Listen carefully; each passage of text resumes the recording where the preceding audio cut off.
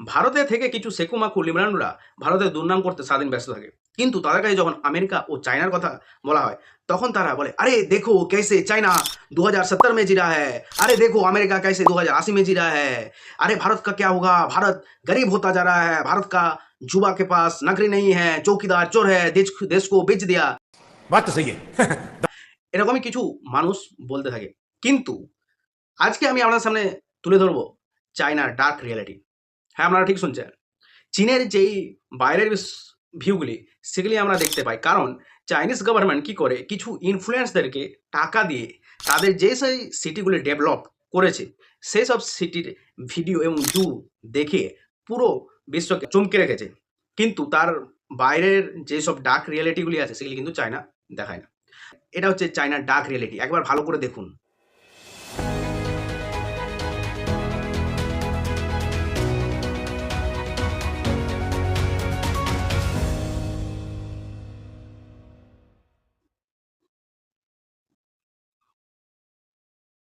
দেখলেন তো, এটাই হচ্ছে চায়নার ডার্ক রিয়ালিটি।